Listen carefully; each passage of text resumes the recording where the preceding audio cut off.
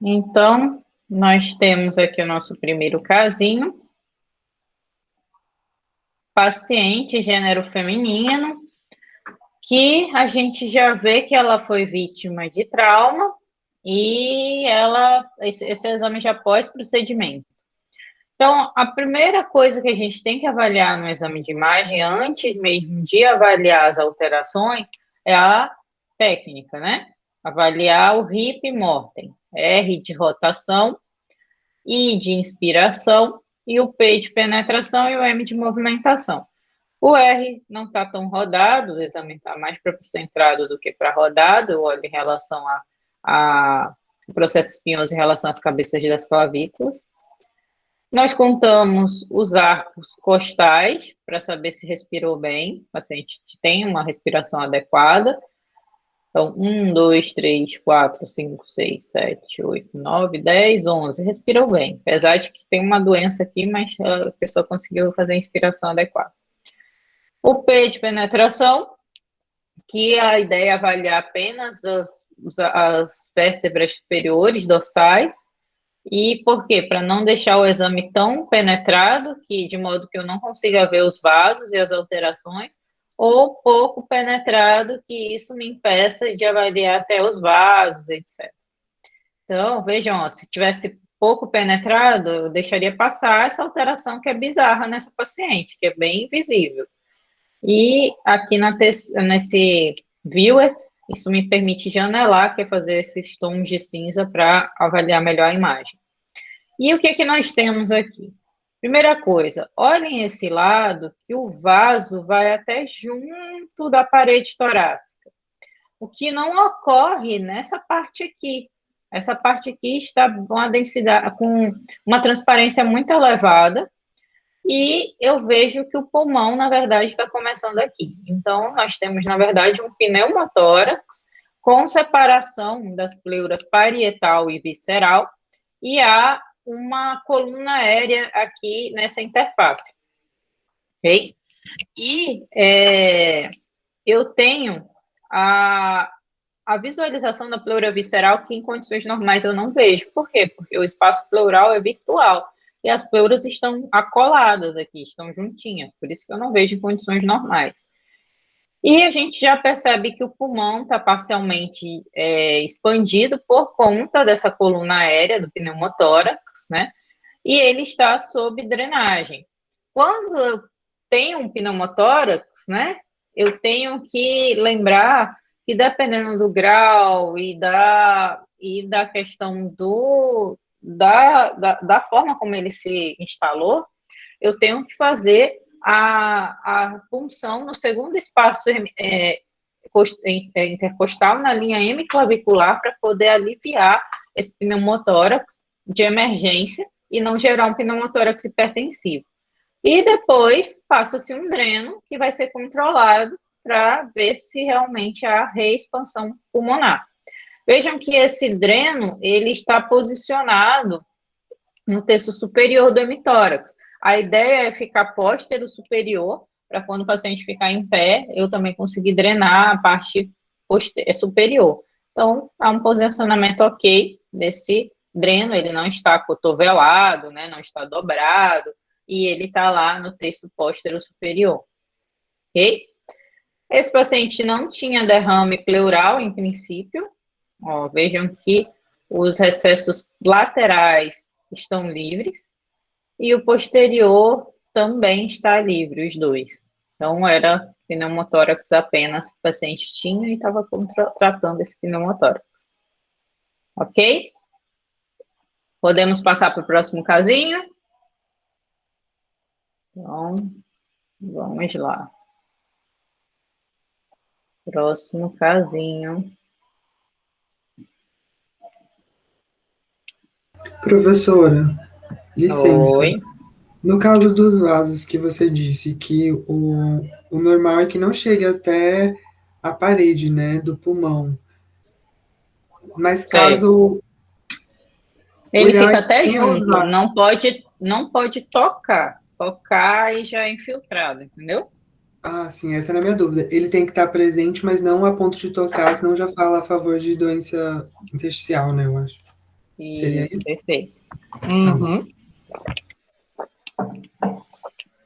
Próximo casinho, uma TC de coluna dorsal, onde nós temos paciente jovem do gênero masculino, que ele tem uma dor lombar importante, uma dor no dorso, importante, que piora ao acordar, né, no início do dia, e está restringindo a movimentação desse paciente. Vejam que se eu forçar a barra, vocês estão vendo que o ligamento longitudinal anterior está começando a calcificar nesse paciente, né? E isso, aqui, ó, também está bem visto isso, e isso fala a favor de uma doença em específico, né? E aqui é opa, foi pedido só o raio-x de coluna dorsal, mas eu vou mostrar de um outro casinho para vocês, e, inclusive, eu coloquei em rede social outro casinho que está clássico. Esse achado fala a favor de uma doença em específico. Alguém consegue pensar em qual é essa doença? A coluna em bambu, professora? Isso aí. Coluna em bambu é característico de qual doença? Você vai pensar em qual hipótese diagnóstica? Espondilite anquilosante? Espondilite. Antes a gente chamava espondilite anquilosante, né? Mas esse termo está caindo um pouco, a gente usa espondilite. Da mesma forma que antes falava espondiloartropatia soronegativas, né? Que eram as doenças ligadas ao LAB27. Mas hoje em dia também está caindo em desuso esse termozinho. E aí a gente está usando agora mais a questão da espondilite apenas e espondilite, bom, as espondilites, e já subentende-se que é isso. E eu estou catando aqui o casinho para mostrar para vocês achei. Vou baixar aqui que não sei porque ele saiu daqui. Mas enquanto isso, eu vou voltar nesse caso, vou para o próximo.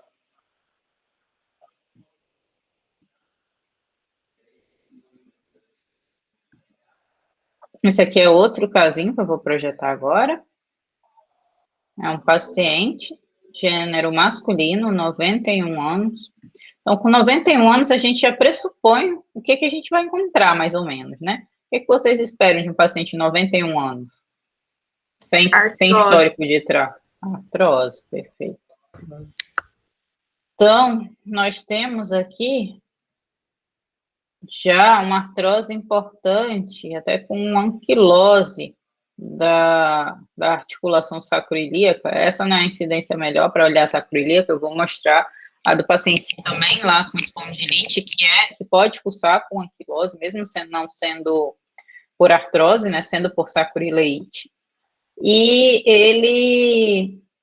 ele também tem uma redução dos espaços coxofemorais com esclerose das superfícies apostas. Isso é uma artrose, uma coxoartrose, que associada a uma artrose das sacroiliacas importantes. A última fase da artrose é a anquilose, né, é o estágio final. Mas vocês lembram que existem critérios clássicos de artrose. Provinha do pessoal, como é que é a artrose para os alunos? Redução dos espaços, a presença de osteófitos. Isso, esclerose das superfícies apostas. Perfeito, isso aí. Então, a gente tem um paciente com artrose quando tem esses critérios. Osteófitos marginais, redução do espaço articular, esclerose das superfícies apostas. Ele está até batendo um bolão para quem tem 91 anos, né? Eu, assim, confesso que eu esperaria uma coluna pior. Mas na cervical, a coluna dele é bem ruinzinha, ó. Ele tem redução dos espaços, né? E tem uma fusão aqui dessas duas vértebras. 2, 3, 4, 5, 6, 7. de C6 e C7. Lembrar que a gente começa contando de cima para baixo, C2 é a mais fácil de contar, porque tem esse dente, que é o dente do ápice, e aí a gente tem essa conformação, e ó, é a mesma ideia.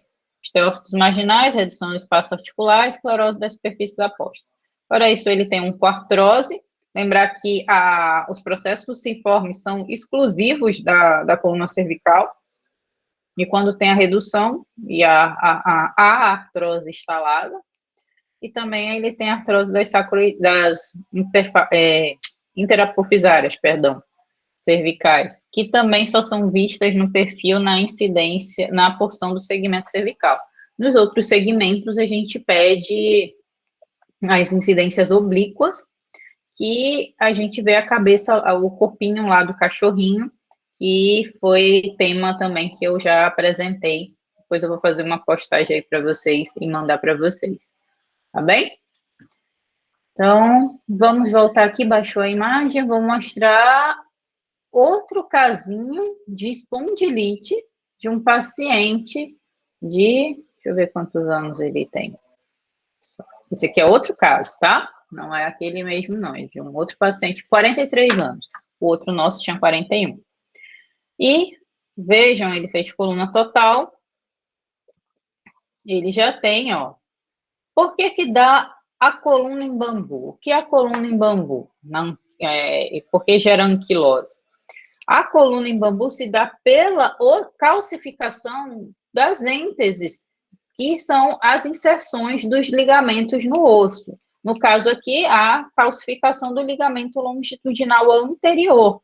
E aí, em condições normais, ele não é visto no raio-x, mas como está calcificando, você vê tanto o anterior quanto o posterior. Fora isso, também pode ver calcificação dos processos interespinhosos. E aqui no segmento dorsal, já é mais um pouquinho difícil para ver, né? Porque, enfim, tá uma sobreposição aí de imagens. Mas na lombar vocês vão ver bem melhor. No AP também não vê com tanta nitidez, mas vocês já veem que há uma calcificação dos interespinhosos, que vai ficar fácil para ver no perfil. Aqui, ó, interespinhosos. E a gente está vendo o aspecto de coluna em bambu começando. E o que é a coluna em bambu? Ela começa como? Como sindesmófitos, que justamente é isso aqui. O sindesmófito é diferente do osteófito, tem que tomar cuidado com isso. O osteófito é de artrose, e o osteófito, ele tem uma orientação horizontal, perdão. E o sindesmófito tem uma orientação vertical, que o sindesmófito é calcificação da êntese. O osteófito é proeminência do osso subcondral, então, que é o osteófito característico que a gente acabou de falar de artrose. E o sindesmófito é da espondilite, ok? Então, cuidado com esses termos. O osteófito, ele pode formar pontes ósseas também, só que ele forma dessa forma aqui, ó. Ele pode crescer tanto que faz isso aqui. Liga um no outro, uma porção de um osteófito no outro. Mas o sindesmófito, ele cresce assim, vertical, e é a calcificação da êntese, do ligamento longitudinal anterior. Essa é a grande diferença. E quando é que eu vou suspeitar? Primeiro, pelo aspecto. Segundo, paciente de 43 anos, né? Não é assim esperado eu já ter uma formação de ponte óssea, e não é um ponte óssea ali. Vocês estão vendo uma calcificação longitudinal. Existe uma doença, que é a doença de Scheuermann, que também dá proeminência, osteofitose, alterações exuberantes, que parecem uma artrose em paciente novo, mas é bem diferente o aspecto. Não é da coluna em bambu, que é clássico da espondilite. Lembrar que espondilite não necessariamente vai aparecer esse aspecto clássico de coluna em bambu, anquilose. Esse paciente já está num grau avançado. A gente não quer pegar esse paciente nesse grau avançado, a gente quer pegar o paciente antes, no momento que ele só tem processo inflamatório da êntese e das sacroiliacas, que é a sacroileite. Aí, para pegar num processo anterior ao raio-x, tem que ser pela ressonância magnética, que aí tem achados clássicos de sinal de Romanos, etc., e processo inflamatório, que são cenas dos próximos capítulos, que eu não vou falar agora, porque precisa de embasamento da RM para a gente conversar. Então, a gente tem aqui, ó, cadê a sacroiliaca dos dois lados? Não tem, né? Está fundida, tem anquilose. E qual é essa incidência? Esse é um AP da sacroiliaca, um AP angulado para sacroiliaca. Fora isso, a outra incidência que a gente pede para sacroiliaca são as oblíquas. Por quê? Porque se eu fizer o perfil, eu vou ver sacro, não vou ver sacroiliaca. Então, eu tenho que pedir AP e oblíquas para ver as sacroiliacas, ó. Aí é meio anguladinho. A gente está vendo anquilose das articulações sacroiliacas, tanto aqui à esquerda quanto à direita do paciente. Então, tem uma fusão e a gente tem uma anquilose, que é a última fase da sacroileite na espondilite.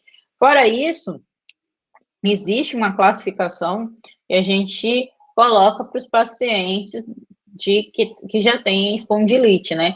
Aí vai de grau 1 a grau 4, enfim, a gente vai olhando a graduação para ver o grau de sacroileite que ele tem, sendo a anquilose, lógico, o último grau, né?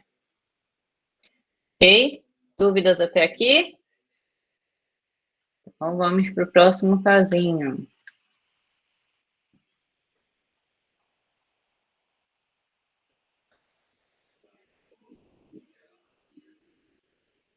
Próximo casinho, paciente vítima de trauma no punho, né?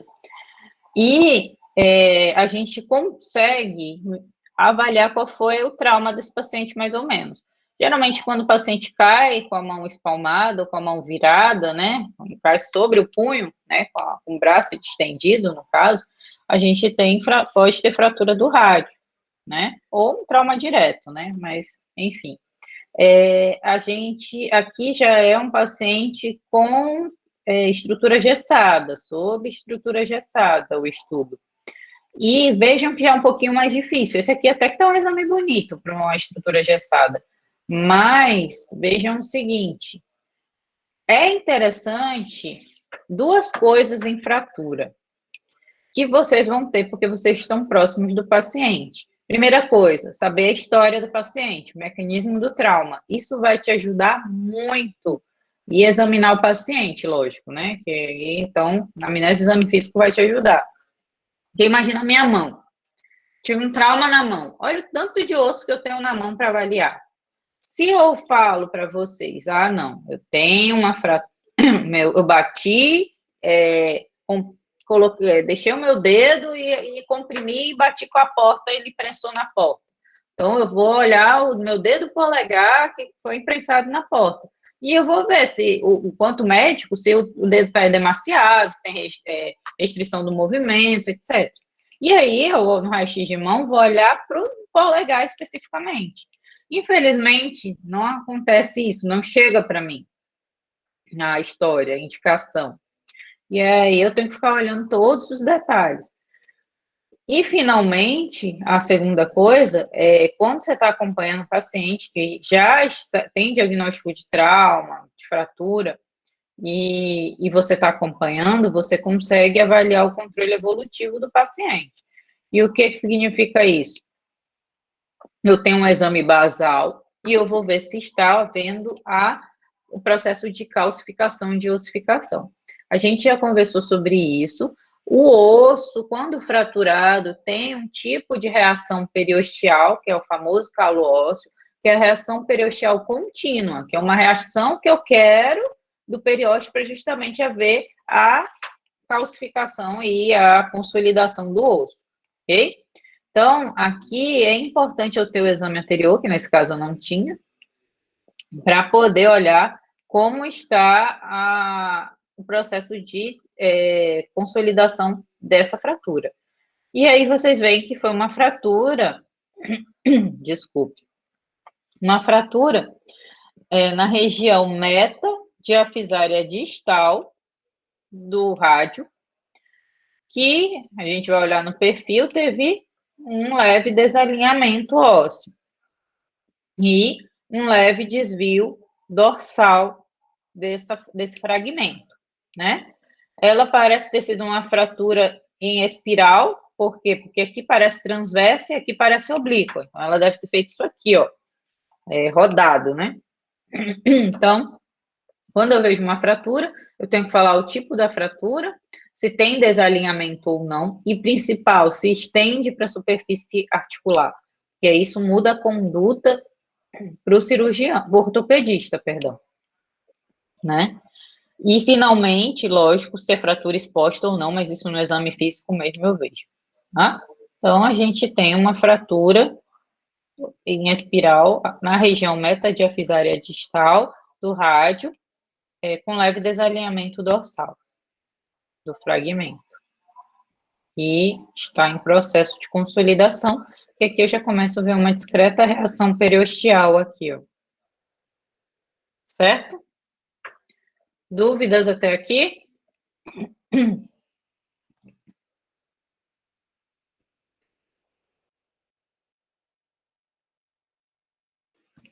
Colocou alguma coisa no chat? Não, ok. Então, vamos dar continuidade aqui. Antes de passar para o próximo casinho, deixa eu colocar aqui para vocês. Nós vamos ter que olhar, quando olhar punho, olhar os ossos do punho, né? Então, a gente tem aqui a una, o processo estiloide da una. Tem que olhar se essa una tem o mesmo nível do rádio, porque variância unar, tanto positiva quanto negativa, é ruim para a questão de instabilidade dos ossos do carpo. E aqui, nessa região, claro que a gente não vê, porque é raio-x, não é ressonância, a gente tem o ligamento triangular. E se há uma variação na positiva, o processo estiloide vai começar a lesionar esse ligamento triangular e também vai ficar causando impacto aqui nos ossos da primeira fileira do carpo, né? E quais são os ossos da primeira fileira do carpo? Escafoide, semilunar, parece uma luazinha, e o piramidal e o pisiforme, né? Então, eu olho os ossos da primeira fileira do carpo e da segunda fileira do carpo. A articulação radiocarpal também. E a articulação carpo-metacarpiano. Ok? Próximo casinho. Um raio-x bem bonito. Muito bonito. De tornozelo. Certo? Que, na verdade, tem só um erro aí. Qual é o erro desse raio-x? Só tem essa incidência. Se for fratura, a gente não consegue avaliar. Exato, só tem uma incidência. Então, quando vocês forem pedir raio-x, vocês têm que pedir duas incidências. E quais são as incidências do tornozelo? AP e perfil. Lembrar que extremidades, mãos e pés é oblíqua, mas punho e tornozelo são perfil. Vejam que eu falei do tornozelo atrás e agora eu estou passando do punho, né? E agora eu estou passando para o tornozelo. A ideia é chamar a atenção de vocês. Raio-x de punho, AP e perfil. De mão, AP e oblíqua. Tornozelo, AP e perfil. E pé, AP e oblíqua. Por quê? Porque nos pés e mãos há sobreposição de imagem se eu pedir perfil. Aqui também pode existir uma outra situação que eu quero ver o calcânio especificamente. Aí existe uma incidência específica, que é perfil e axial do calcânio. E aí eu vou ver o calcânio no plano axial. E aí ela é específica para calcânio. E geralmente é para ver, você pode ver tanto no tornozelo ou no AP axial do calcânio, a alteraçãozinha aqui que está mostrando para vocês, que é o famoso entesófito, tanto na inserção do tendão aquileu, quanto na inserção da face plantar, ok? Que é também chamado de esporão de calcânio, né? Mas vocês, como meus caros alunos, são refinados, gentis, né? Vão falar em tesófitos, na inserção do tendão aquileu e da face plantar, ok? O restante do osso das estruturas estão normais, extremidade distal da tíbia, o talos, com seu processo talar posterior, navicular, calcâneo, certo? E os cuneiformes e o cuboide ficam sobrepostos, e aí é melhor ver no AP. Próximo caso. Esse caso está bonito. Não para o paciente, mas para a gente. Para aprendermos, né? Então, nós temos um raio-x de tórax em PA e perfil de uma paciente de gênero feminino, 73 anos, com dispneia. Já tem uma cardiopatia sabidamente conhecida, prévia, e aí evolui com essa imagem. Nós temos, então, o pulmão foi pouco expandido, né? Mas por conta da doença da paciente. E o que chama atenção? Sempre olhar bilateralidade e simetria. Claro que tem bilateralidade aqui, mas a gente está vendo que é porque a doença é bilateral.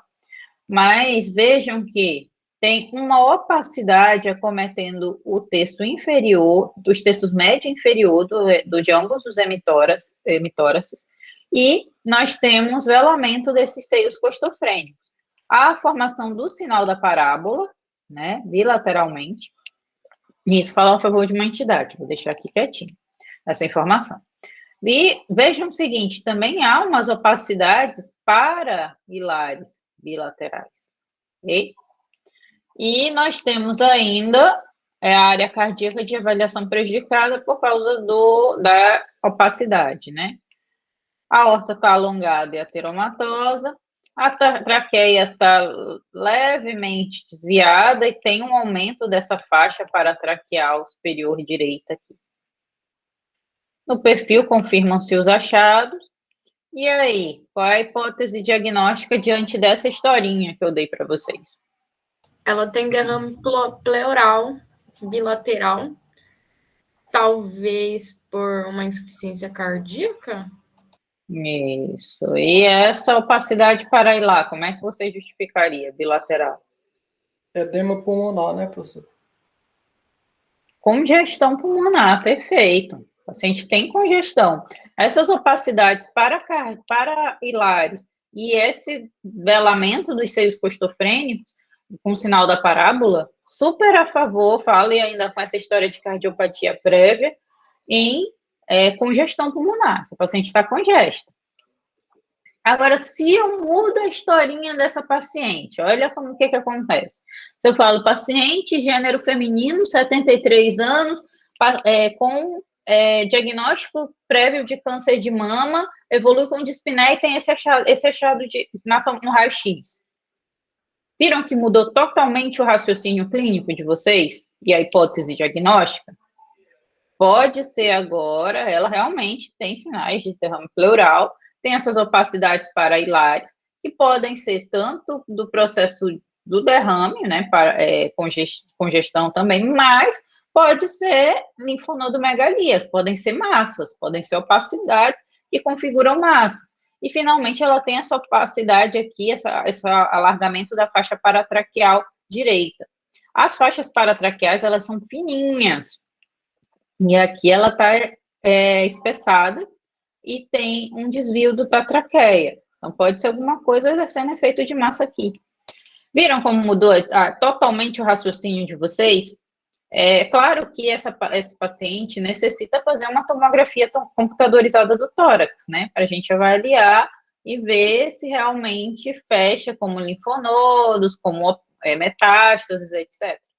E o caso anterior, de congestão, eu até poderia ficar satisfeito apenas com o raio-x, mas se me incomodasse, né, por conta desse alargamento mediastinal aqui, eu poderia fazer uma tomografia para ver se era só a congestão ou por 73 anos, etc., se tinha alguma coisa, outra doença associada à cardiopatia e à síndrome congestiva nesse caso, ok?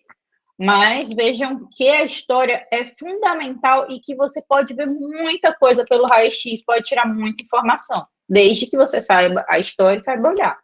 Aí, é claro, vou parar de investigar aqui? Depende. Nesse caso aqui, eu prosseguiria a investigação com tomografia para ver esse suposto alargamento aqui mediastinal e se era realmente só consolidação parailar do processo congestivo ou se teria algum linfonodo, uma linfonodomegalia aí. Ok? Dúvidas até aqui? Professora, você pode apontar de novo onde está aquela faixa linha paratraqueal que você mencionou? Fica aqui, ó. Ela é como se fosse uma linha. O que é a faixa paratraqueal? Ela é a interface das partes moles, ali adjacentes. Opa, o que é isso? Enfim. Das partes moles em adjacência à traqueia e a interface da coluna aérea da traqueia. E aí, quando, lógico, há um aumento das partes moles em adjacência, provavelmente, o que dá aqui, por exemplo, linfonodomegalia, pode dar um alargamento dessa faixa paratraqueal, ok? Deixa eu ver se eu acho algum raio-x aqui. Aquela do pneumotórax, para mostrar para vocês. Olha a diferença. É isso aqui, ó. Só uma linhazinha. É claro que se o exame está mais rodado, ó, esse exame dela tinha um pouquinho de rotação para cá. Aí essa faixa vai ficar aparentemente mais alargada, mas vejam que está bem alargado aqui, ó, em relação a esse aqui. Ó. Sim, Tem professora, esse dá para tanto. ver. Aí aqui, ó, olha a diferença. Ok? Então, próximo casinho, aproveitando os derrames. O derrame pode ser unilateral. E aí você não vai mais pensar em cardiopatia congestiva, né? E, assim, síndrome congestiva. Aí é unilateral. Muda meu raciocínio clínico. E causas de derrame unilateral, alguém consegue me falar? Pneumonia, neoplasia. Neoplasia, trauma, né? Hemotórax unilateral. Concordam? Sim. Ok. Então, aqui a gente vai ver os mesmos. Olha que legal essa imagem. Essa aqui é muito legal para anatomia radiológica, para semiologia radiológica. Nós temos avaliação do RIP-M, né? E esse exame está um pouquinho rodado para cá, mas, enfim, mesmo assim, essa traqueia está desviada, né? O pulmão foi bem expandido, mas no lado contralateral, por conta da doença, né? O pulmão tá comprimido aqui, né? Há uma redução volumétrica da expansibilidade pulmonar desse lado, por conta dessa opacidade que está exercendo esse colabamento aqui do pulmão. Então, vejam o seguinte, eu tenho uma opacidade que acomete os terços, ou uma hipotransparência, também é uma forma de descrever, acometendo os terços médio e inferior do hemitórax esquerdo, associada a velamento do seio costofrênico ipsilateral, bem como o sinal da parábola e redução volumétrica da expansibilidade pulmonar desse lado. Essas estruturas ocasionam desvio contralateral, essa opacidade, né, da traqueia, inclusive das demais estruturas mediastinais. E o recesso lateral do seio costofrênico direito está livre. Vamos olhar no perfil se o posterior pode estar preenchido. Olha que legal também isso aqui. Nós temos o velamento, temos a opacidade nos terços médio e inferior, com velamento do seio costofrênico lá do lado esquerdo, mas o direito, ó, continuo vendo. Aqui ele, ó. Então, há realmente só derrame unilateral. E vocês falaram as causas de derrame unilateral. Vou acrescentar mais. TB pleural, também é bem comum, tá? Unilateral.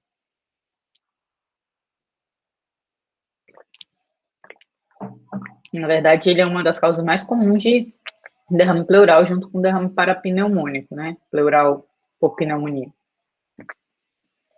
Certo? Podemos passar para o próximo casinho, caros alunos. Professora, esse paciente no AP, ele também tem alargamento ali de mediastino, né? No PA? É ali mais superior, ali na altura vamos lá. Aqui está rechaçada a traqueia, então ela está rodada, está tudo rodado aqui no mediastino. Então aqui aí já fica difícil valorizar isso aqui, se existe ou não, entendeu? É claro que, como é que vai ser a condução desse paciente? Você vai parar por aqui? Tá, eu sei que tem um derrame. Você não vai querer saber a causa do derrame? Sim, vai querer, né? Vai fazer se ele tiver com dispneia, aí tá bem cheio, né? Então vai ter que fazer a toracocentese, eu acho, né? Terapêutica e aproveitar e fazer a diagnóstica também, levar esse líquido pleural para análise. Tá bem. E se eu te disser que aí tem um tumor que eu não vou conseguir funcionar direito isso aí? O ideal é pedir uma tomografia antes, né? Para ver como é que está esse estado aqui, se tudo isso realmente é derrame pleural, se não é o componente atelectásico com derrame pleural menor, se tem um tumor endobrônquico, para eu poder fazer uma programação melhor. É claro que, provavelmente, certamente, o próximo passo vai ser esse, uma toracocentese diagnóstica e terapêutica, né? Mas aí, se for uma pneumonia com derrame parapneumônico, aí já não vai ser só toracocentese, já vai ser uma drenagem mesmo para avaliar. E se ele tiver um empiema associado? Aí, claro que vai ser drenagem também, mas tá entendendo qual é o raciocínio? É que vai depender da clínica, né, lógico, e do que eu estou suspeitando e se eu vou realmente querer fazer o próximo passo, a tomografia, para responder essas minhas perguntas. Porque a toracocentese é um exame invasivo, né? E se ele tiver um tumor em alguma dessas partes, eu posso não conseguir entrar no local certo, sangrar, etc., entendeu? Então, depende do contexto clínico do paciente, tá? Professora, A próxima etapa.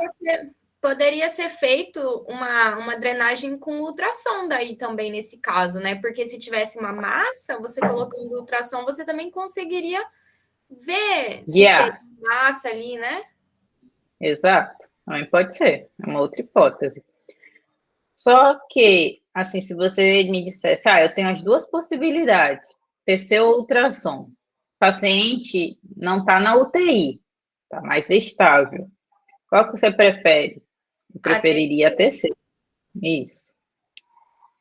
Mas aí está certinho o teu raciocínio, tá? Próximo casinho. Um casinho que provavelmente vocês vão ver a vida inteira de vocês. Esse raio-x é de quê, caros alunos? Artrose de joelho. Isso aí, raio-x de joelho, já deu o diagnóstico. Qual é a próxima hipótese? Por que você chegou a essa hipótese, perdão? Porque a gente está vendo o espaço interarticular diminuído ali do lado, na região medial. Aí tá um pouquinho, tá aumentado na região lateral. A gente também está vendo o osso ali na região da metáfise com osteófitos, e o osso também está bastante irregular. E eu acho que dá para ver trabécula aí, né, professora? Que essas linhazinhas, é isso? Dá para ver o microtrabecular do osso, sim. Mas é exatamente isso. Primeira coisa, suspeitou dor no joelho, paciente de 80, ele tem 81 anos, paciente, com dor no joelho. E eu peço um raio-x, AP e perfil, não é isso, caros alunos? Se eu quero sensibilizar mais a redução do espaço articular, eu peço AP e perfil com carga, ou seja, o paciente vai fazer com peso, né, não vai fazer deitado. E posso pedir ainda, como incidência adicional, um axial da patela, para olhar o espaço fêmuro-patelar. Mas aqui só foi pedido AP e perfil. E realmente eu já vejo esses achados que foram mencionados agora pela minha cara aluna. Então, nós temos osteófitos marginais, redução desse espaço articular, fêmuro-tibial medial, esse é o fêmuro-tibial lateral, osteófitos, inclusive nas eminências intercondilares, e esclerose das superfícies apostas, né? E quase um pinçamento desse espaço articular. Então, se fosse, inclusive, para graduar, seria uma gonartrose grau 3 já, né, pela classificação de Dejoux. Grau 1 é a pré-artrose, não tem alteração nenhuma. Grau 2 é só redução do espaço articular. Grau 3 é redução completa, com uma insinuação desse côndilo com a cúpula interna. E, finalmente, nós temos o grau 4, que são todos esses achados, mas já tem alteração do valgismo, já tem instabilidade da articulação do membro. No perfil confirmam-se esses achados, e aí a gente vê que também tem alteração no espaço fêmuro-patelar e tem um entesófito que está aí adicional, né? Entesófito na inserção do tendão quadricipital, perdão. Outra coisa que dá para ver aqui, ó, tem umas imagenzinhas ovaladas, ó, hipertransparentes. Isso são cistos subcorticais. Também é da artrose, né? Ok. Esse caso aqui é interessante. Professora. Oi. Licença, no caso da artrose grau 2, ela só vai ter a diminuição do espaço articular. Eu não vou ter esclerose da superfície, não vou ter osteófito, seria isso? Sim. Não, perdão. Pode ter osteófito, pode ter esclerose, mas a redução é só redução do espaço, não é uma redução completa, entendeu? Só tem um pouco de redução, tá. né? Redução com pinçamento, viu? E no grau, então, o que vai diferenciar do grau 3 é que o espaço vai ser maior. O 3 Isso, o 3 a redução é maior e há uma insinuação do côndilo é como se tivesse ali um impacto aqui, ó, do côndilo com a eminência aqui, com a incisura, entendeu? E tá. insinuação aqui da cúpula interna, tá? Entendi. Professora, Próximo. Oi. Desculpa, nesse raio-x no perfil tem calcificação do ligamento fêmuro-patelar também, né? Do fêmur, não, ali é do tendão quadricipital. Tá, mas tem calcificação? Sim, entesopatia, tem entesófito lá, que eu mostrei no perfil. Isso aqui que você está falando? Isso aí também tá dando para ver o músculo, a linha do tendão, né? Na verdade é porque o raio-x é muito bom, esse aqui. Mas tem calcificação aqui na parte distal, tá? Mas realmente não é comum ver, não, tá? É porque o raio-x daqui é bom, dá para ver a gordurinha de Hoffa aqui, e aí o tendão, tá? Entendi, professora, obrigada. Então, o ruim é que vocês se acostumam com um raio-x super bonito, né? Depois, quando muda, enfim. Nós temos aqui um paciente de 50 anos, gênero masculino, que tem essa alteração aí. Então, nós temos uma opacidade acometendo quase a totalidade do pulmão, que mantém a borda cardíaca esquerda, então ele deve estar mais posterior, concordam comigo? Que essa alteração deve estar posterior e não no nível do coração? Tem alguém que discorda? Não sei, professora. Não consegui enxergar direito. Então, aqui está a borda cardíaca, ó. Você consegue delimitar ainda a borda cardíaca. Quando a gente consegue delimitar, então não está no nível da borda cardíaca, ok? E, além disso, é claro que aqui já começa a borrar, aqui já está borrado. Então, pode ser que seja uma coisa que seja lá, que pegue lobo superior e vá para lobo inferior, né? Não continua com o lobo médio. Além disso, essa opacidade, ela não parece ser pleural especificamente e unicamente, né? Porque aqui tem delimitação da pleura aqui. E aqui embaixo, ó, a opacidade se estende além da hemicúpula diafragmática. Então,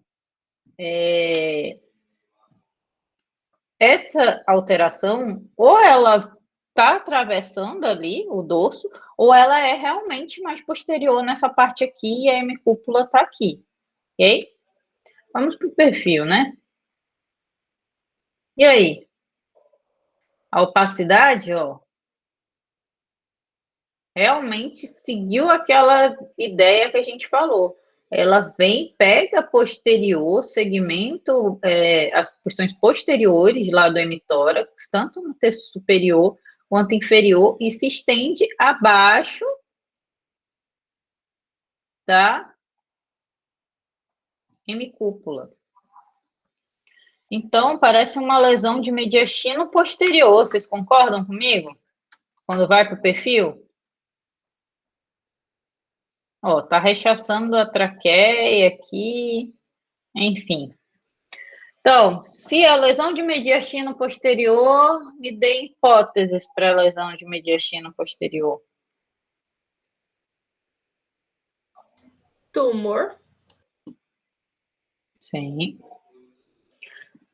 Aí resta a dúvida, isso é de lobo, de segmentos posteriores do pulmão direito, ou é do mediastino posterior direito que se insinuou para o hemitórax direito, né?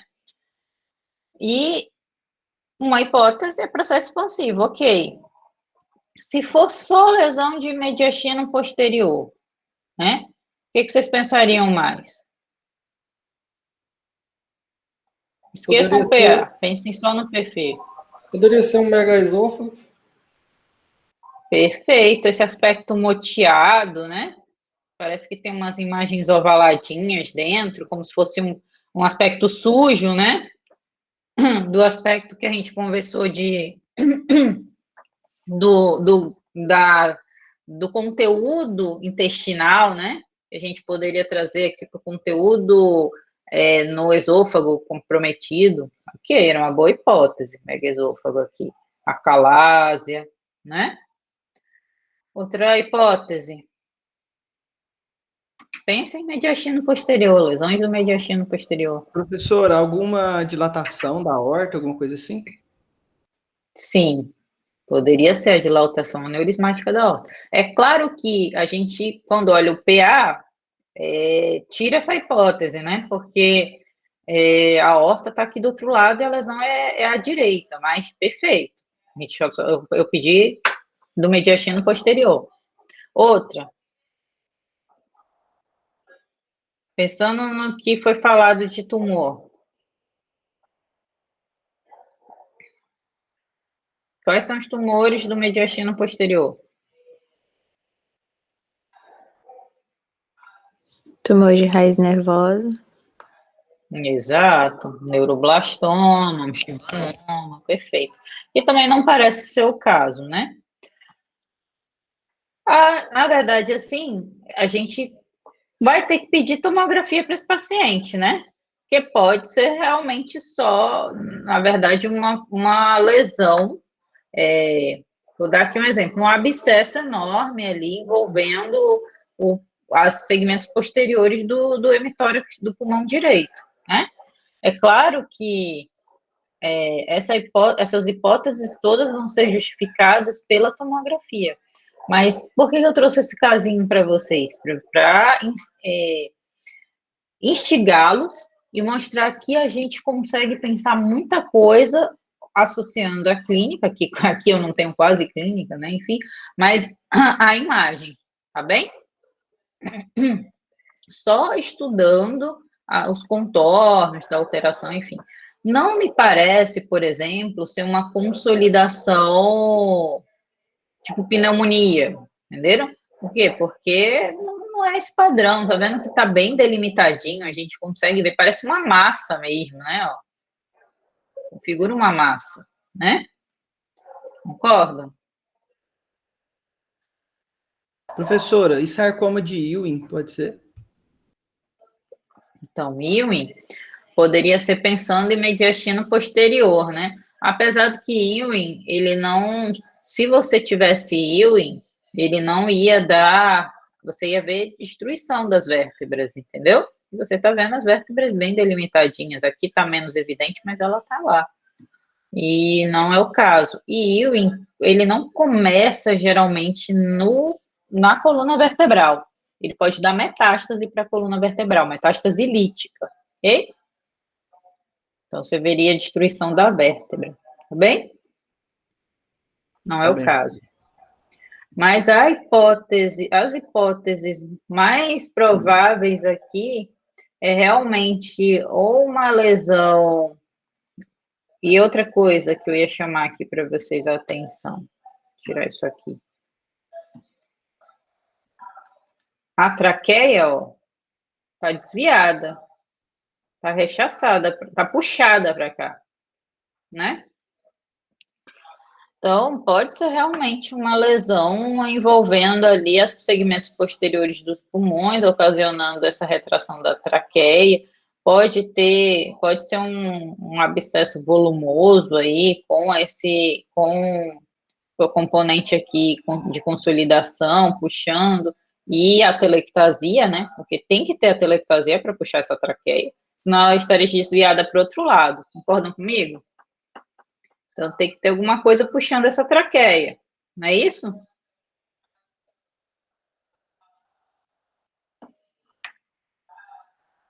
Sim, Oi. professora.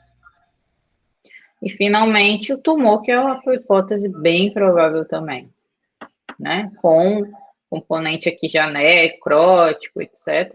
E a acalásia, eu realmente, era uma hipótese bem legal, mas eu espero pela questão da topografia do esôfago, de ser do lado esquerdo, né? Não do direito. Mas seria uma hipótese bem provável também. Outra hipótese que poderia ser, que no caso seria enorme que se fosse, era uma volumosa hérnia de hiato, né? Mas não chegaria até lá em cima. E aí ela ocuparia essa região posterior aqui também, e seria mais posterior lá atrás, né? Assim, aqui centrada, tá? Não seria para cá, para a direita. Ok?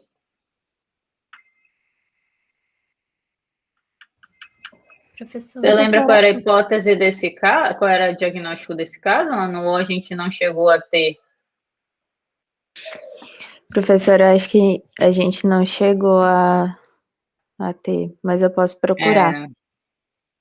Aqui tem que fazer TC, né? Mas é bem legal só para a gente. Vocês viram que a gente fez a semiologia radiológica, e aí eu estou na mesma situação que vocês. Eu estou vendo o exame e ainda não sei o diagnóstico, mas já dá para a gente pensar em várias coisas. É legal nesse sentido da semiologia radiológica. Tá? Professora, um linfoma poderia crescer tanto assim, descendo ou não?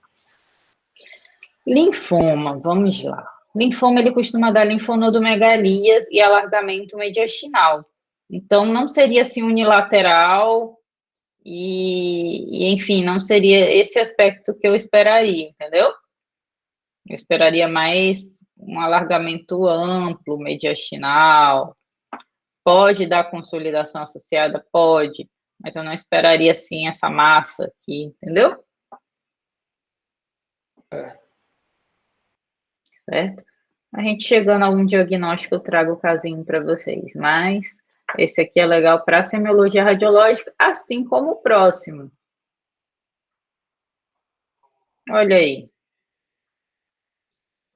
Paciente, 80 anos, 86 anos, masculino, tabagista, tem essa imagem. E aí, caros alunos, o que esse paciente tem?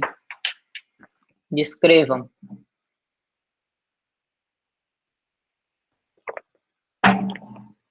Tem um aumento da área cardíaca, também parece ter um aumento ali da região do mediastino médio, a aorta tá mais evidente também. Tem uma consolidação do lado direito. Parece que tem tá mais opaco também a região pulmonar ali do lado direito também, na região média ali. Perfeito, mas vamos, como é que se diz? Estratificar de forma correta aí a descrição. Primeira coisa, você vai falar da transparência pulmonar, das alterações relacionadas à transparência pulmonar.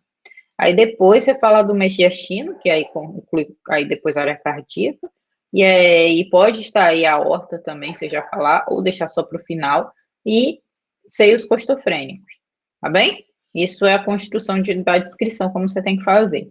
Então, você falou, concordo, tem opacidade, configurando massa, né? Acometendo aqui o terço médio do pulmão direito, em situação parailar, e não mantém a borda cardíaca, concorda? Sim, professora.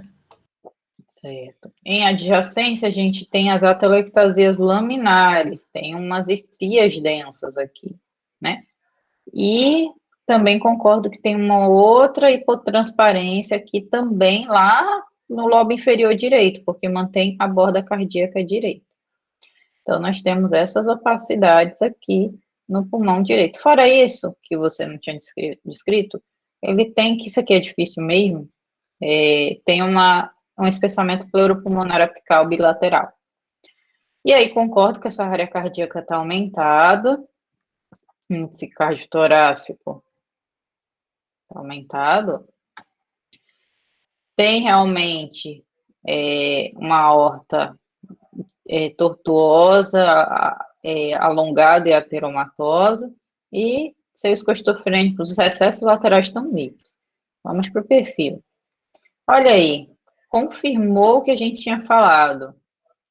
Aquela massa, ela está no lobo inferior direito, né, no segmento superior do lobo inferior.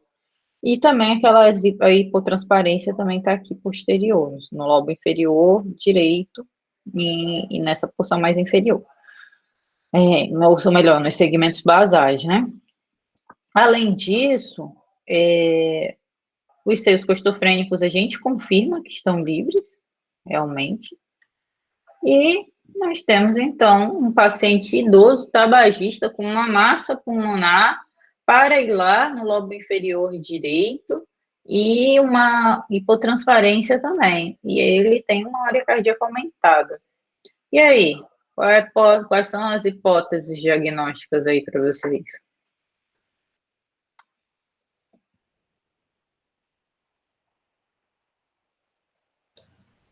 Bem, eu começaria com um tumor pulmonar ali por causa daquela massa. Professora, eu também tenho uma pergunta. Essas linhas ali poderiam ser uma atelectasia ou só seriam as linhas dos vasos mesmos? Aquelas que eu apontei na periferia da massa? Sim, que tem umas linhas ali que elas estão mais Aqui? grossas, né? Elas estão um pouquinho mais grossas. São as atelectasias laminares que eu falei para vocês. Então, vamos lá. Concordo com uma hipótese de uma neoplasia, né? Tipo, no pulmão. Aí a etiologia é só tomografia e biópsia depois. Mas, enfim, o primário, né? Mas lembrem-se das causas de atelectasia, já respondendo aqui a sua pergunta. A gente tem os tipos de atelectasia, não tem? Quais são os tipos?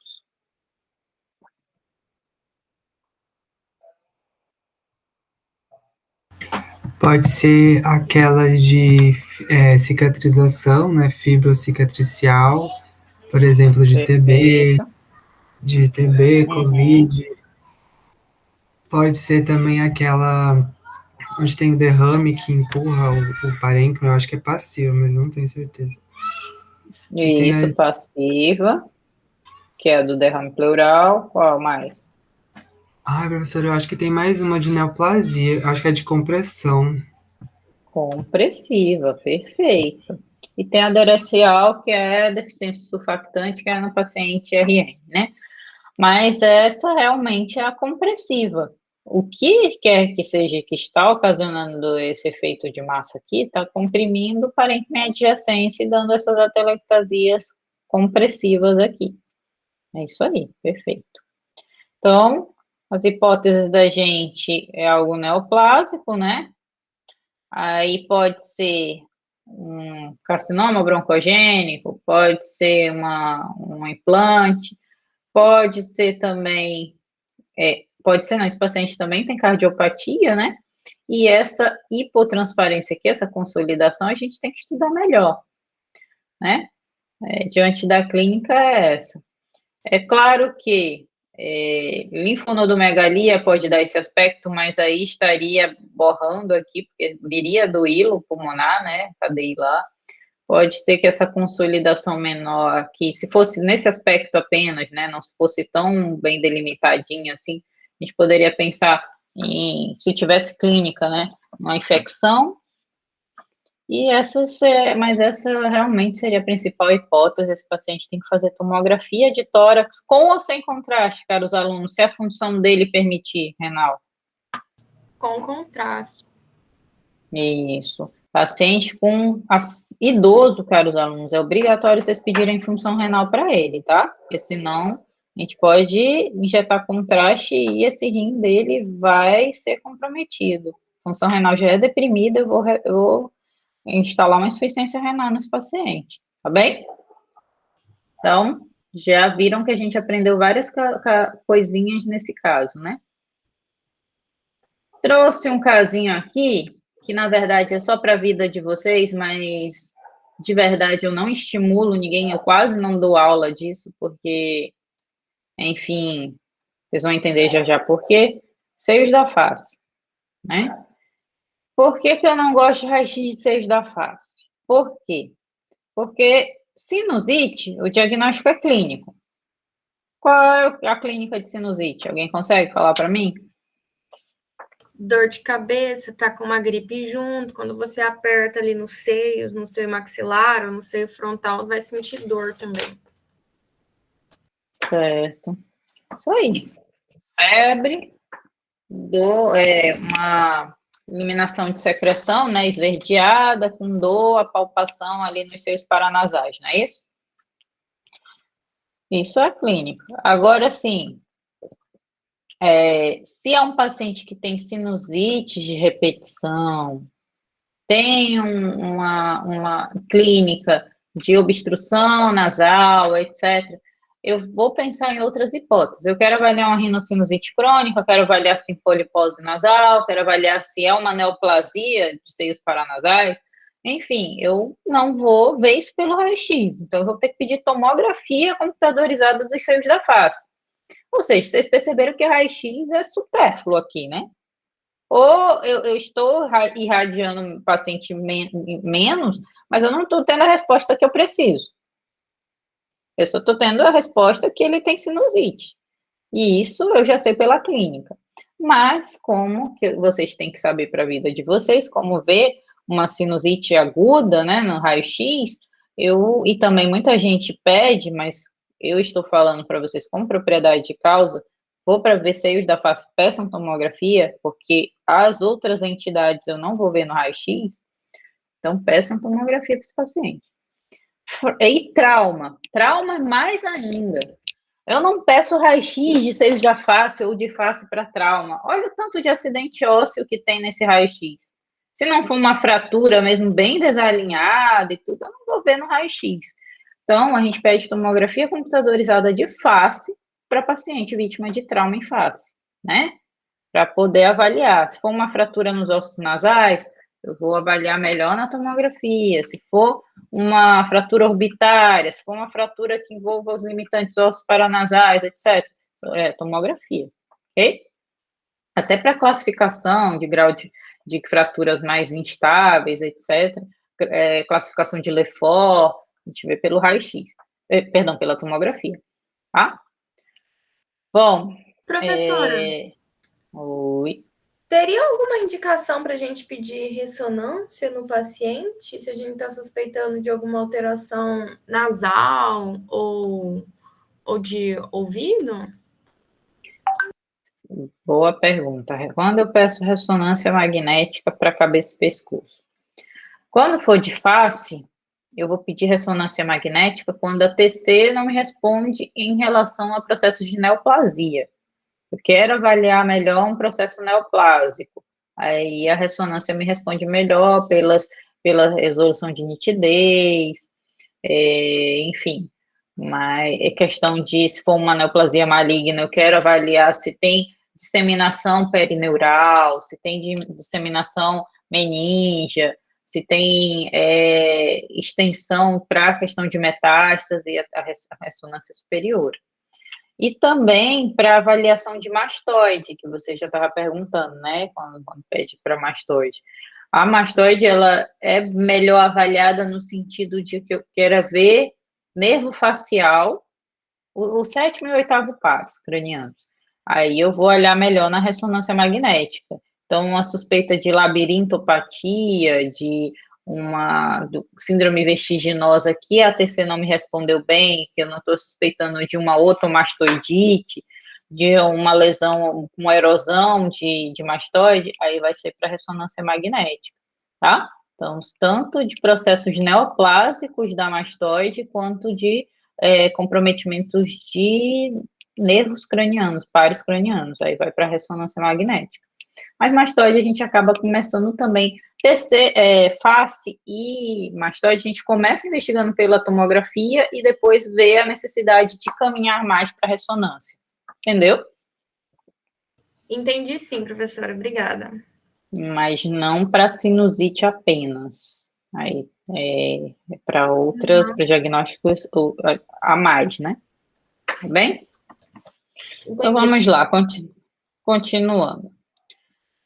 Seios da face, como é que eu peço? Eu peço frontonasoplaca, que é esse aqui, frontonasoplaca, que é o famoso Cadwell. Eu também tenho que passar esse epônimo, porque cai em prova de residência, então vocês têm que saber. É o Cadwell. E a mentonasoplaca, que é o Waters, o nome epônimo dela. Mas se você colocar frontonasoplaca e mentonasoplaca, o técnico vai entender normal. Mas o problema é que os epônimos caem em prova de residência, então tenho que trazer para vocês. E o que eu vejo?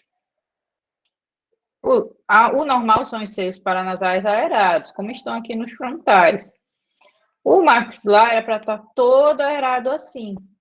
E aí aqui eu já vejo que tem uma hipotransparência aqui.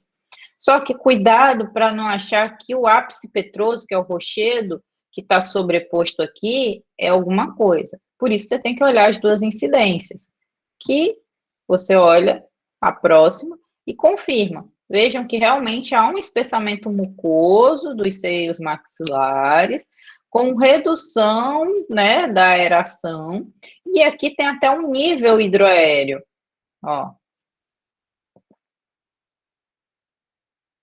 Esse lado tem um nível. E isso fecha como sinusite, sinusopatia aguda, rinocinusite aguda, esse nível hidroaéreo. Ter apenas o espessamento mucoso não fecha diagnóstico, porque pacientes atópicos, pacientes que têm uma via de drenagem obstruída, eles tendem a ter espessamento mucoso. Mas quando tem o nível hidroaéreo, aí você fecha que é sinusite aguda. É claro que você tendo a clínica, você já fecha mesmo sem essa informação, mas por imagem tem que ter o nível hidroaéreo, que é o nível do líquido, né, que está ali, com o gás. Certo? Podemos mudar de casinho?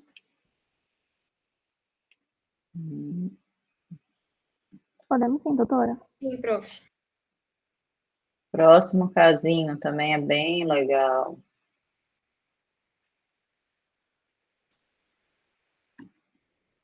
Paciente, 74 anos, gênero masculino, tem febre, tosse produtiva. E olha que para idoso ter febre é uma coisa bem, né? Tosse produtiva, com 1 semana de evolução. A ausculta você tem um murmúrio vesicular bem reduzido no hemitórax direito e estertores finos difusos. Quando chega no raio-x, tem essa imagem. Então, o que chama atenção? Aquilo que eu falei para vocês, comparem bilateralidade e simetria. Vocês veem que há uma consolidação com broncogramas aéreos permeio. Vou explicar o que são os broncogramas, mas é isso aqui. Acometendo os terços superior e, perdão, quase a totalidade do pulmão, com preservação do terço superior e da base mais do pulmão direito, mas acometendo notadamente os terços médio e inferior do hemitórax do pulmão direito. Além disso, há um borramento dessa borda cardíaca direita, né? E no lado contralateral, eu também tenho uma hipotransparência, borrando a borda cardíaca esquerda, só que ele é bem menos extenso em relação ao contralateral. Fora isso, tem umas atelectasias laminares, esparsas, sobretudo nas bases. Esse exame está rodado, então não dá para falar muito bem da traqueia, ou ele é meio... O paciente tem até uma escoliose aqui, ele é meio... A posição dele, a atitude dele é escoliótica. E ele tem uma aorta alongada e ateromatosa, a área cardíaca ficou de difícil avaliação por conta dessa opacidade aqui do pulmão direito. E esse seio costofrênico direito dele está pouco agudo, o recesso lateral, a gente vai ter que olhar o perfil dele. E aqui também, aqui está livre. Então, vamos lá. Semiologia radiológica de novo, né? Nós temos o seguinte... Deixa eu só pegar o outro pointerzinho. A gente tem os broncogramas aéreos de permeio, temos a consolidação, e esses broncogramas nada mais são do que os brônquios com gás habitual no seu interior, que agora são vistos, que nesse lado a gente não vê, porque o gás do alvéolo não cria contraste com o gás do brônquio. Está o preto no meio do preto, em condições normais. Esse lado eu visualizo por quê? Porque está o alvéolo preenchido por alguma substância, então ele está branco, o alvéolo, e cria-se contraste interface com o brônquio que está distendido por gás, que é preto. Ou seja, eu vejo por causa dessa diferença de contraste do branco do alvéolo preenchido com o preto do gás, ok? Então, eu tenho broncogramas aéreos. Fora isso, eu consigo inferir onde está essa alteração. Ela está em lobo superior e também ela acomete também o lobo médio, com certeza. Por quê? Porque eu perdi o sinal da silhueta aqui. E eu não vejo, não sei onde começa, onde termina a borda cardíaca. Já do lado esquerdo, acontece a mesma coisa, mas de forma focal, só que na língula, que é a região que está em íntima relação com a borda cardíaca esquerda. É claro que, diante dessa clínica que eu expus para vocês, vocês vão pensar na grande hipótese diagnóstica. Qual é?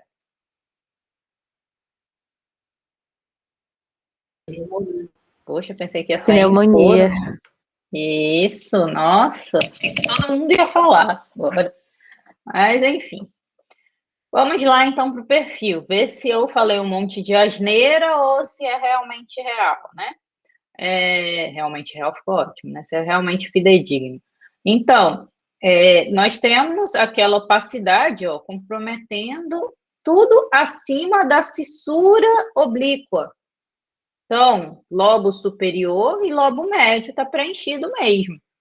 É claro que tem alterações aqui, ó, mais afastadas, que estão no lobo inferior, que é esse filtradozinho que a gente está vendo aqui. Mas o epicentro realmente acomete tudo acima da cissura oblíqua, que é onde está o lobo superior direito e o lobo médio.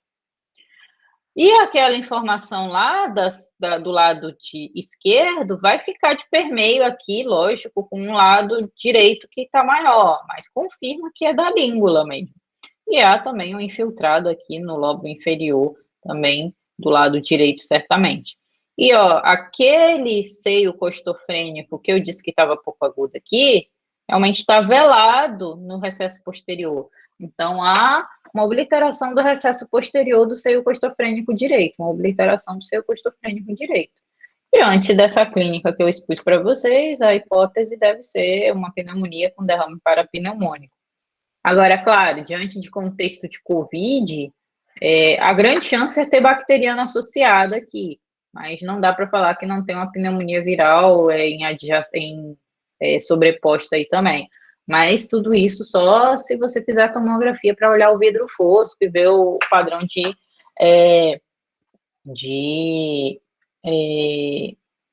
perdão, faltou a palavra, de extensão, de apresentação de acometimento.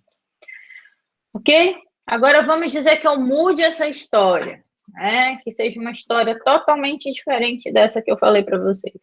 Eu trago aqui um paciente, 74 anos, mesma idade, masculino, tabagista, que evolui com dispneia, perda ponderal, enfim, eu mudei a história. E aí? Vocês já ainda vão ficar pensando que a primeira hipótese é infecciosa?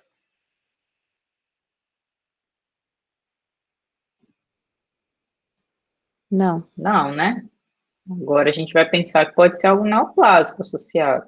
Aí, nessa hipótese de neoplásico, eu vou ter que fazer tomografia para ver se realmente essa consolidação, com contraste, lógico, né? Se ele puder, também tem que ver a função renal dele, para ver se tem alguma coisa subjacente aqui.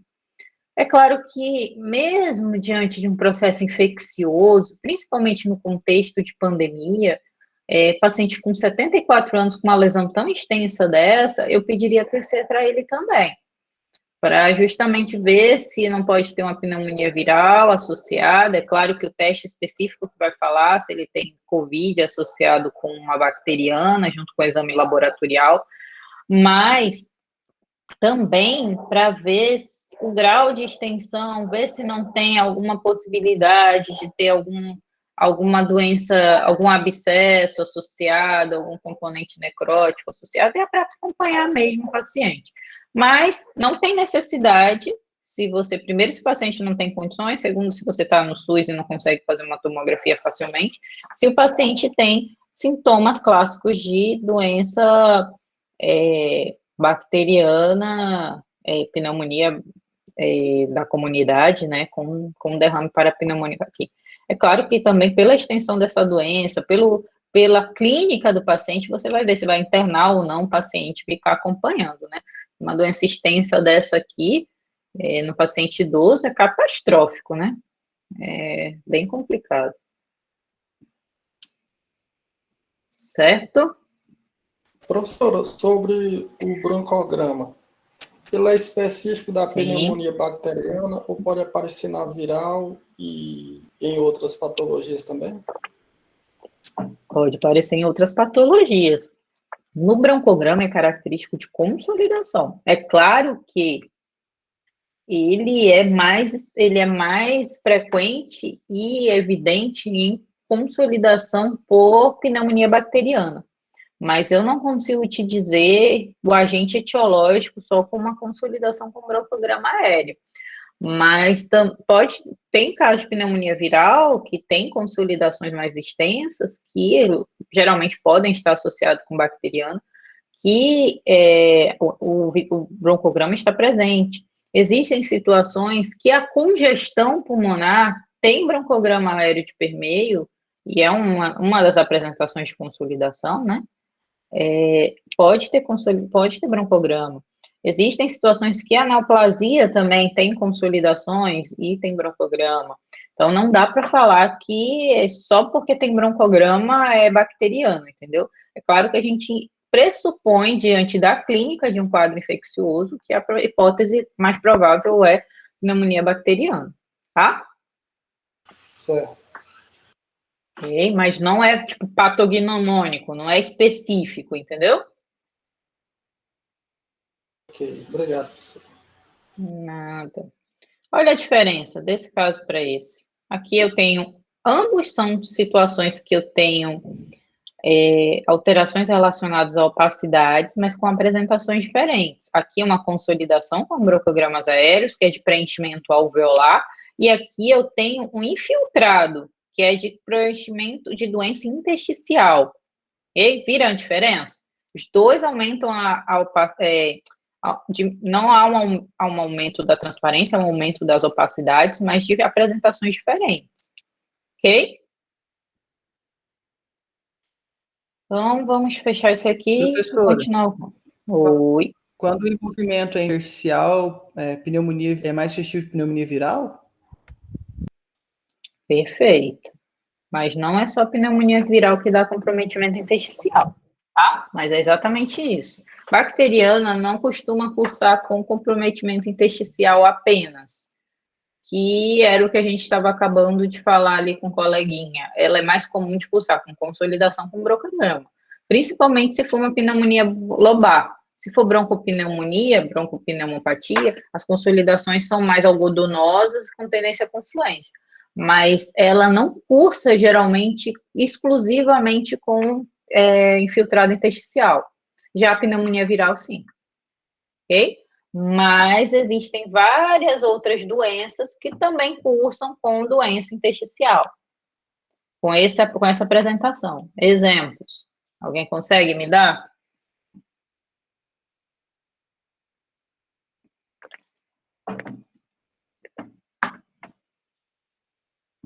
Ana, fala aí pro pessoal, exemplos. Pneumonias, o que, professora? Desculpa que falhou aqui. Intersticiais. Causas de doença intersticial. Ah, tem a PIN, PIO, essas. E também Ai, fugiu agora. Pneumonite por hipersensibilidade. Perfeito, isso aí. Pneumoconioses, né? Então, essas situações que a Ana falou todas são de pneumonias intersticiais e de doenças que cursam com apresentação intersticial, de acometimento intersticial. As pneumonias intersticiais são a PIN, que é a não específica, que ela falou, a PIO, que é a usual, que culmina com a fibrose no final, de origem idiopática, e tem a linfocítica, tem as pneumoconioses, que são doenças ocupacionais, pneumonite por hipersensibilidade, que foi a que a Ana falou também, que é por processos de algum alérgeno causa uma eosinofilia e um acometimento do interstício pulmonar, sarcoidose, enfim, várias entidades cursam com pneumonia, com infiltrados intersticiais. E isso, então, quem vai me dizer qual é o diagnóstico, além da sua apresentação, né, na tomografia, antes disso, muito antes disso, é a clínica. Exame de tórax, caros alunos, radiologia torácica, não existe sem clínica. Todas as outras não existem sem clínica, mas radiologia torácica é um negócio que eu tenho necessidade da clínica, senão eu posso errar muito feio. Errar muito feio. É diferente de TC de abdômen, que eu ainda consigo arriscar. Olhando, muitas vezes, eu que dou o diagnóstico sem saber a clínica, porque a clínica está confusa para o cirurgião. Agora, na radiologia torácica, é muito complicado. Por quê? Porque as doenças, elas se sobrepõem nos padrões de imagem. Então, é bem complicado, sem clínica, você chegar ao diagnóstico. Por isso que deve chegar muitas vezes para vocês laudos bem descritivos, vocês devem receber. E quem me acompanha sabe disso, que radiologia torácica pode mudar total o diagnóstico. Esse paciente, eu estou dando exemplos aqui desde o início dessa discussão. Eu mudo a historinha para vocês já pensam em outras hipóteses com o mesmo padrão de imagem. E esse o objetivo, é fazer com que vocês percebam que não existe imagem sem clínica. E aí é que aqueles padrões de imagem podem ter vários diagnósticos diferenciais, ok? Aí chega de melongas, vamos falar o que tem nesse paciente para a gente fechar como último casinho. Nós temos um paciente que tem 86 anos, já tem um acompanhamento com pneumologista, e tem esses achados de imagem, tem queixa de dispneia, e é dependente de oxigênio, enfim. Então, nós temos um espessamento pleuropulmonar apical bilateral. Nós temos, vocês podem observar, chamando a atenção para o Arthur, que tinha perguntado, ó, olha aqui o vaso, ó, teoricamente o vaso, entre aspas, né? Vejam que essa imagem linear, ela se estende e toca a parede torácica, a pleura. Então, isso aqui não é vaso, na verdade. Isso aqui é infiltrado intersticial reticular. Então, infiltrado intersticial reticular, por causa da sua apresentação.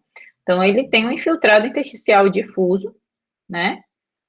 E tem umas atelectasias laminares, tem umas estrias densas, ó.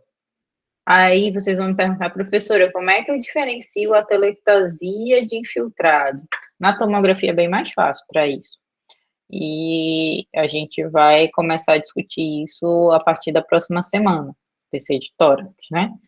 Aí, a linha do infiltrado, ela é mais fina, e ela respeita os septos interlobulares, é o aspecto mesmo.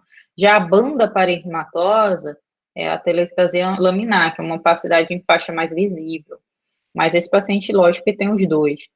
Fora isso, ele tem opacidade nodular, medindo 0,3 centímetros. Elas têm algumas, mas a maior é essa, no terço superior, no lobo superior esquerdo.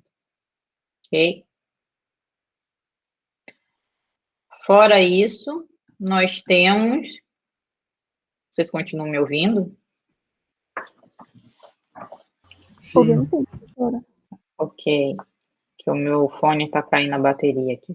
Então, nós temos ainda, ó, vejam que a atelectasia, ela ocasiona pinçamento da semicúpula diafragmática aqui, direita. Tem uma proeminência hilar bilateral. Lembrar que o hilo direito ele é um pouquinho mais baixo que o esquerdo, e eles não costumam ter essa proeminência. Aí vocês vão dizer, mas professora, como é que eu sei isso? É acostumar o olho. Não tem como. Ver, e observar que esse hilo está mais evidente, assim. E a área cardíaca está normal, a aorta alongada, enfim. Então, no perfil, fora isso, olhem essa situação. Esse paciente, ele tem um espaço retroexternal aumentado. Normal é até 3, e aqui eu vejo melhor que as hemicúpulas, elas estão meio retificadas. Então, ele também tem sinais de enfisema pulmonar, esse paciente, que ficam mais bem vistos no perfil dele. Ok? Então, é um paciente que vai ter que fazer... Doença intersticial, caros alunos, é igual a tomografia computadorizada, com avaliação de alta resolução, porque para eu ver o padrão, tem que fazer tomografia. Ver o padrão, se é um padrão mais para não específica, para pio, se já tem faviolamento. Há uma chance muito grande desse paciente já ter faviolamento, porque ele tem umas opacidades ovaladas, hipertransparentes aqui na base, que falam a favor de bronquiectasias e sinais de faviolamento. Aqui não está o aspecto clássico no raio-x. Quando aparece no raio-x é porque está extremamente exuberante na TC, mas na TC a gente pega direitinho os padrões. Que aí vocês vão ler, né, se não já leram, o consenso ilustrado de pneumologia para ver os padrões pulmonares, ok? e a gente é tema para a gente começar no próximo sábado a discutir. Na verdade, eu começo com o pessoal do curso na quinta-feira e reitero no sábado e todo mundo assiste. Ok? Certo, caros alunos? Vou finalizar, então, aqui a gravação.